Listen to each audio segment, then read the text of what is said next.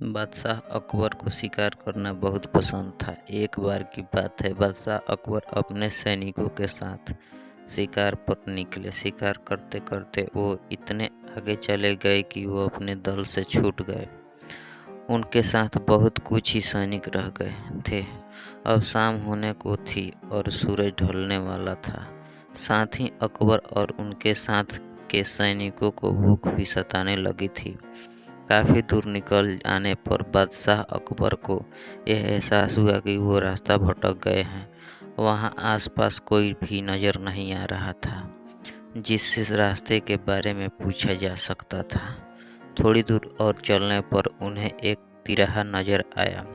बादशाह को यह देखकर थोड़ी खुशी हुई कि चलो, इनमें से कोई ना कोई रास्ता राजधानी तक तो जाता ही होगा। लेकिन सभी इसी उलझन में थे कि किस रास्ते पर चला जाए। तभी सैनिकों की नज़र सड़क किनारे खड़े एक छोटे से लड़के पर पड़ी। वह लड़का बड़ी हैरानी से महाराज के घोड़े और सैनिकों के हथियारों को देख रहा था। सैनिकों ने उस बालक को पकड़कर महाराज के सामने पेश किया।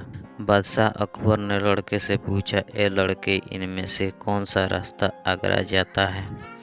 यह बात सुनकर वह बच्चा जोर जोर से हंसने लगा।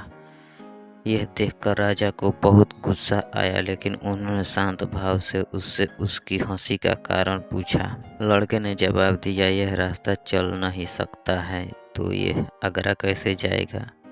आगरा पहुंचने के लिए तो आपको खुद चलना पड़ेगा। महाराज उस लड़के की सूझबूझ को देखकर चकित रह गए। उन्होंने प्रसन्न होकर उस बच्चे का नाम पूछा। लड़के ने जवाब में अपना नाम महेश दास बताया। महाराज ने उसे इनाम में सोने की अंगूठी दी और दरबार में आने का न्योता दिया। इसके बाद बादशाह अकबर ने लड़के से पूछा, क्या तुम मुझे बता सकते हो कि किस रास्ते पर चलने से मैं आगरा पहुंच सकता हूं?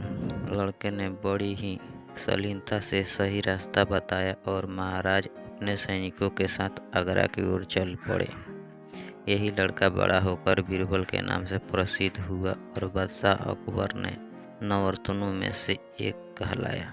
कहानी से सीख, इस कहानी से हमें यह सीख मिलती है कि ज्ञान और सूझबूझ का सामना करना चाहिए। कहानी अगर आपको अच्छी लगी हो तो वीडियो को लाइक कीजिए, चैनल को सब्सक्राइब कीजिए। मिलते हैं फिर कोई और नई कहानी लेकर।